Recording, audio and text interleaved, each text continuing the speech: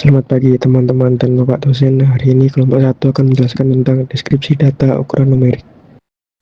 Untuk anggota kelompok kita ada Aida Fitria Putri dengan 3 digit NIM terakhir 3322. Ada Sarah Adila Izati dengan 3 digit NIM terakhir 085. Ada Dinda Dwi Sagita dengan 3 digit NIM terakhir 092. Ada Nabila Syafi dengan 3 digit NIM terakhir 356. Ada Revalina Dewi Cahaya Ningrum dengan 3 digit NIM terakhir 035. Ada Zafil Prakumulra Dewa dengan 3 digit NIM terakhir 272. Tujuannya yaitu hitung main aritmatika, main tertimbang, median, modus, dan main geometrik. Yang selanjutnya, jelaskan karakteristik, kegunaan, kelebihan, dan kekurangan dari setiap ukuran pemusatan data. Yang selanjutnya yaitu identifikasi posisi main, median, dan modus pada distribusi simetris dan distribusi miring atau skewed. Yang keempat yaitu hitung dan interpretasikan jangkauan atau range penyimpangan rata-rata, mean deviation, variance, dan standar deviasi. Yang kelima yaitu pahami karakteristik, kegunaan, kelebihan, dan kekurangan dari setiap ukuran penyebaran data. Yang keenam yaitu pahami teori Chebyshev dan aturan empiris empirical rule yang sebagaimana hubungannya dengan suatu himpunan data observasi. Yang selanjutnya yaitu karakteristik dari mean. Mean aritmatika adalah ukuran pemusatan data yang paling banyak digunakan. Mean ini memerlukan skala interval. Karakteristik utamanya adalah semua nilai digunakan bersifat unik, hanya ada satu. Jumlah dari semua penyimpangan terhadap mean adalah 0. Dihitung dengan menjumlahkan seluruh nilai dan membaginya dengan jumlah nilai. Selanjutnya yaitu adalah populasi mean. Untuk data yang tidak terkelompokkan, mean populasi adalah jumlah dari semua nilai populasi dibagi dengan jumlah total nilai populasi. Kita menggunakan rumus mu sama dengan sigma x per n.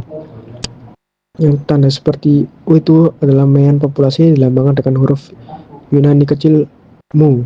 N jumlah nilai dalam populasi, X nilai tertentu dari data, huruf seperti Y yaitu huruf Yunani kapital, atau sigma yang menunjukkan operasi penjumlahan, yang X dan seperti sigma X dan sigma yaitu jumlah dari seluruh nilai XXX dalam populasi.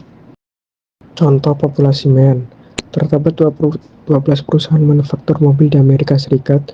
Ditunjukkan di bawah ini jumlah paten yang diberikan oleh pemerintah Amerika Serikat kepada masing-masing perusahaan dalam 1 tahun terakhir.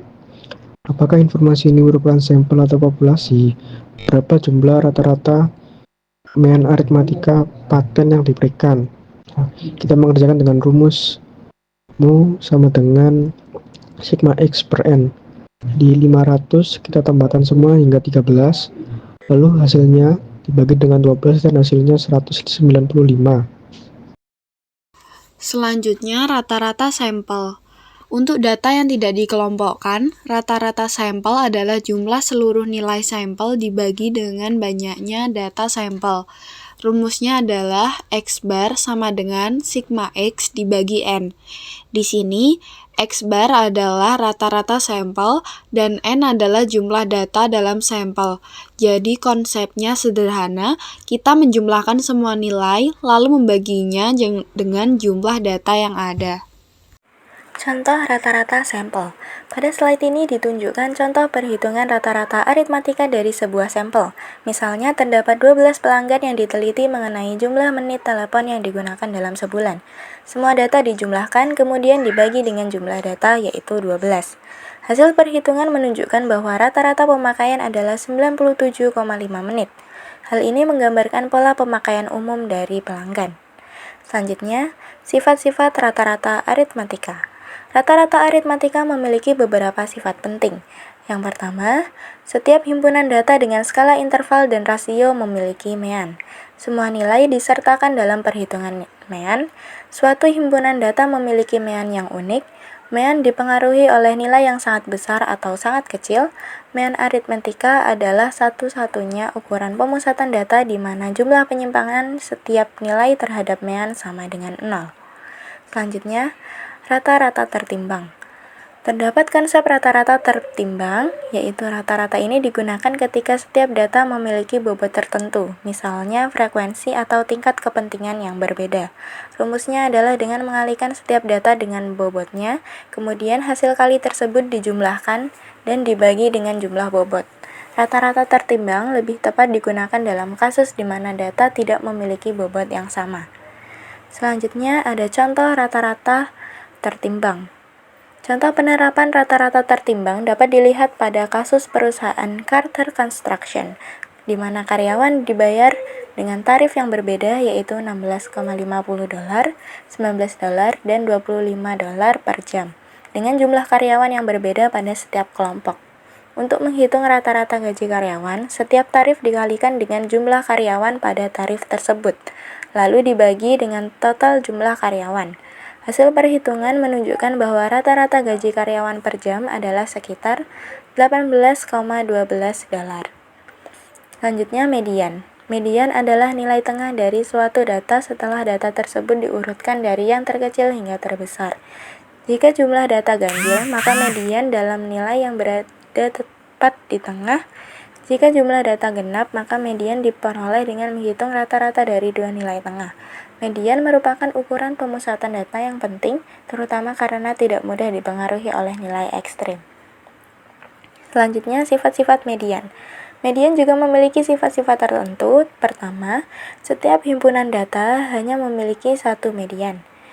Kedua, median lebih tahan terhadap pengaruh nilai ekstrim dibandingkan mean, sehingga sering dianggap sebagai ukuran pemusatan data yang lebih stabil.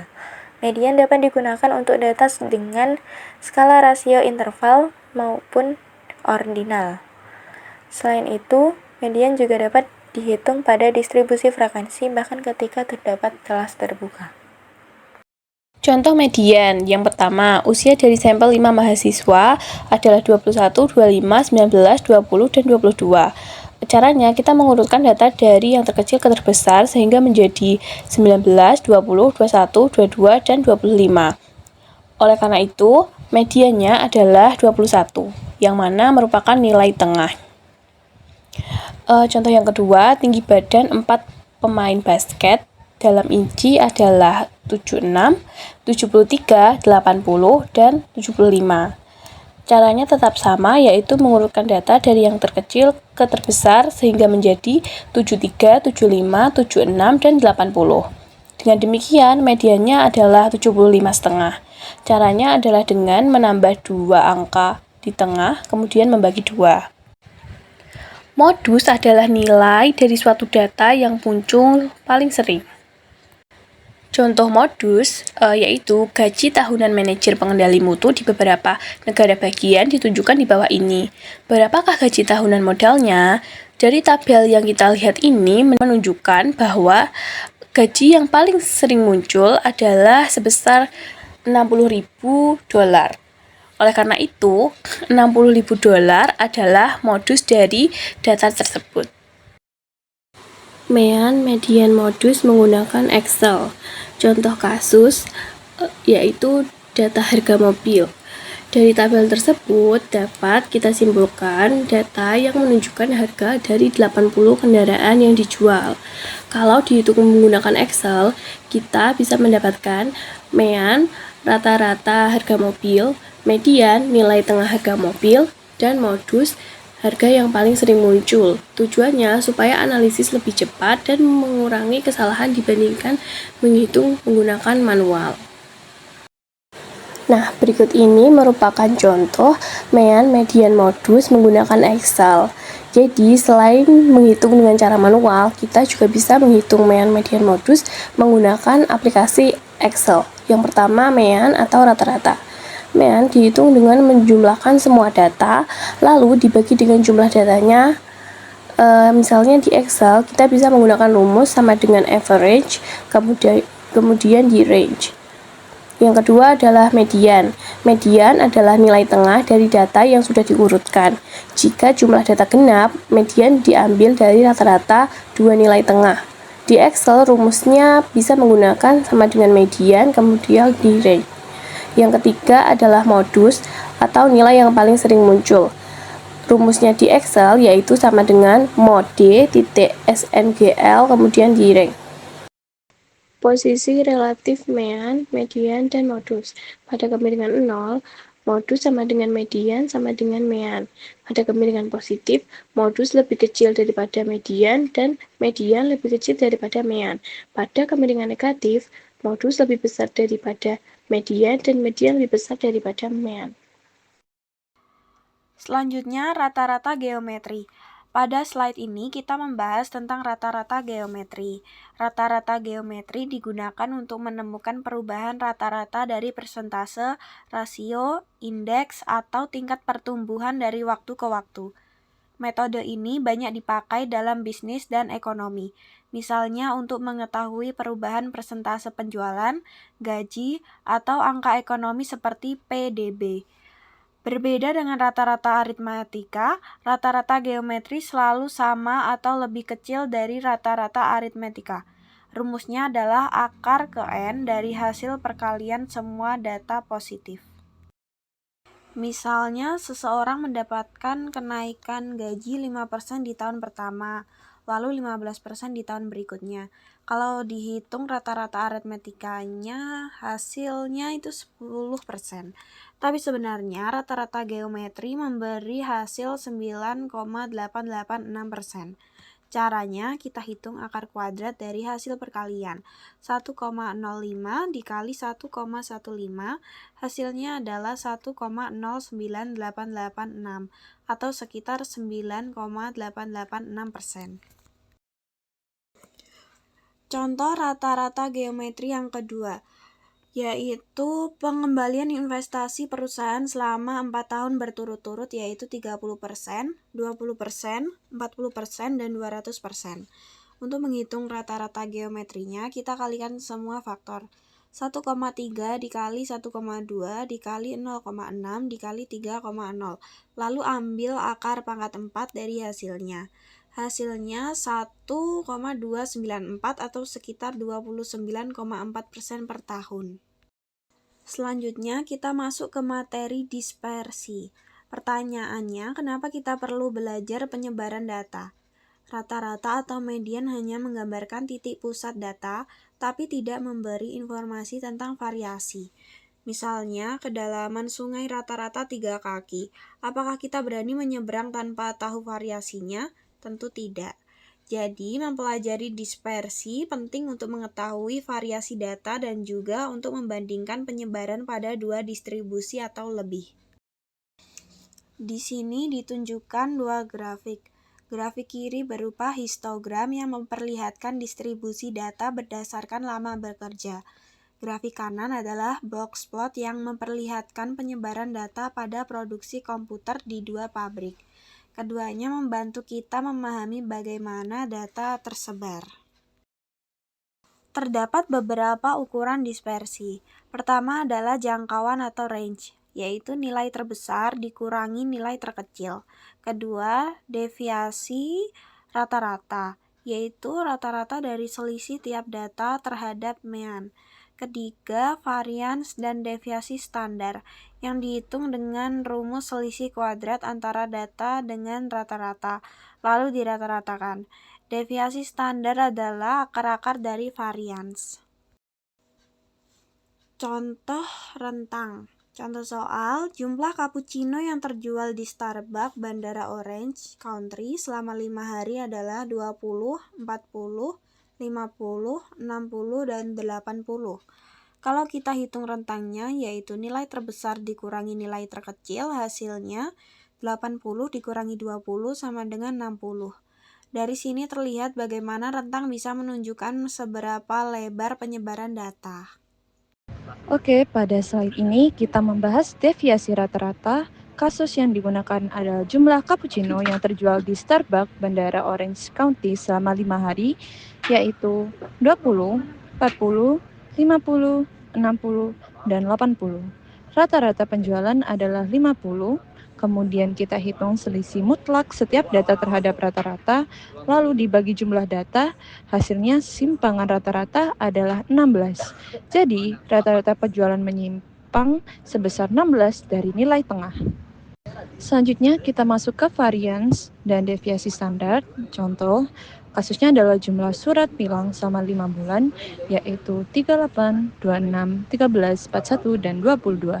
Pertama, kita hitung rata-ratanya, yaitu 28. Setelah itu, kita cari selisih tiap data terhadap rata-rata, kuadratkan, lalu jumlahkan. Hasil varians populasi adalah 106,8. Deviasi standarnya adalah akar dari varians tersebut. Artinya, rata-rata penyebaran data tilang dari nilai tengah cukup besar.